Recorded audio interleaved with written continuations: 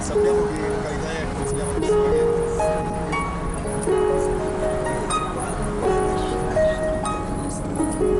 la nostra storia quasi stai registrando.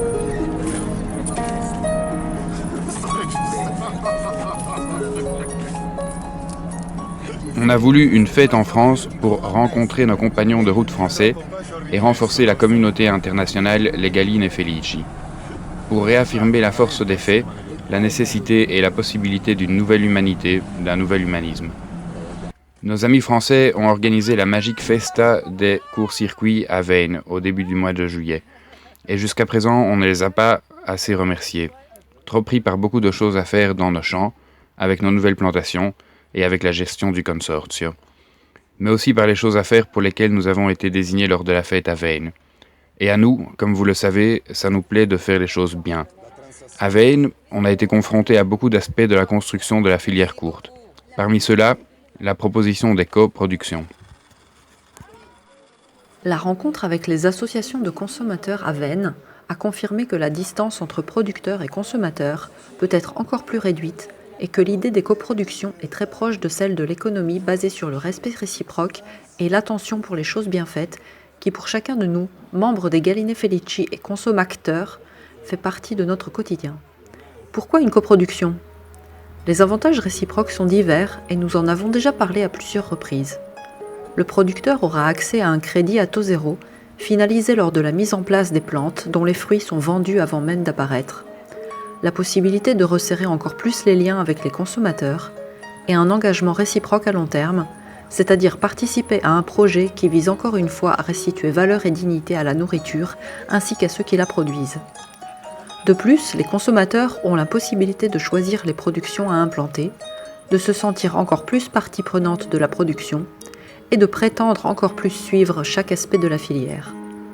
De se garantir l'approvisionnement de ces produits dont nous sommes encore en carence et pourquoi pas avoir la chance d'éduquer leurs enfants à un mode de consommation beaucoup, mais beaucoup plus conscient.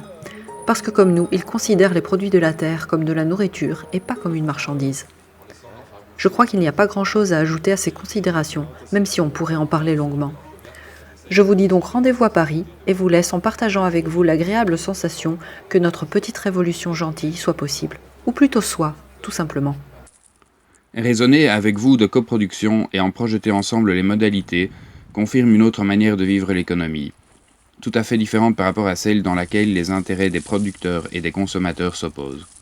Les coproductions renforcent le sens de communauté vers un futur possible et surtout désirable.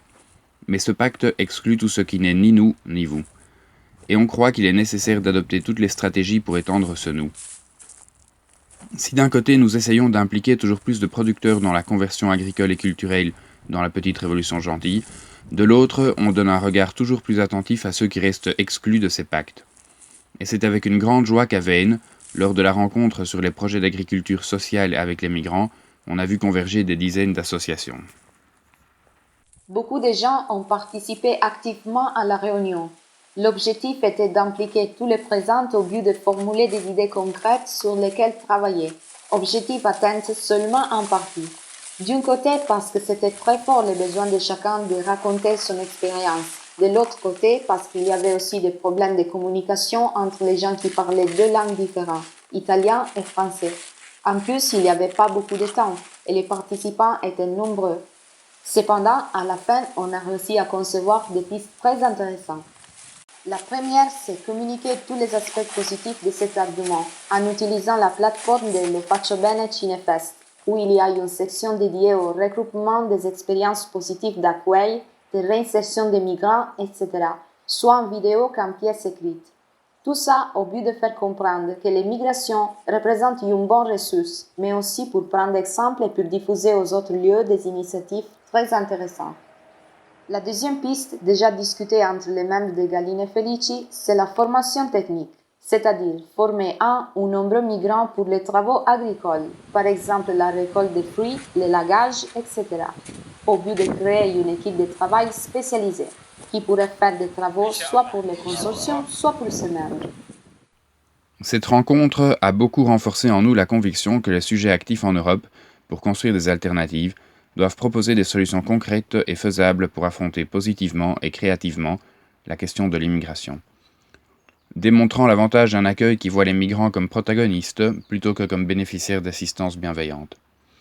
On a commencé à le faire, avec nos petits moyens, et nous espérons vous impliquer rapidement dans d'autres projets plus avancés. Une idée qui fait son chemin est celle des copropriétés. Le partage de la possession de nos moyens de production, nos terres, nos plantes, avec ceux qui les utilisent.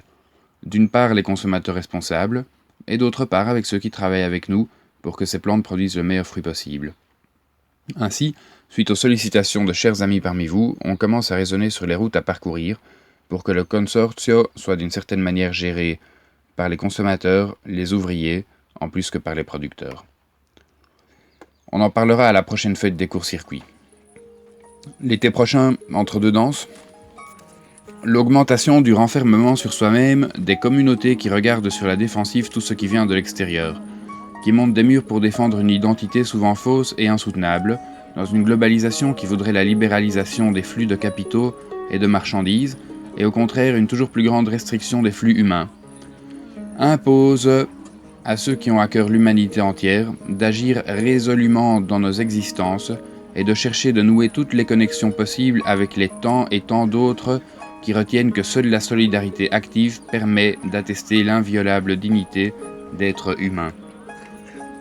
Merci d'être avec nous sur cette route.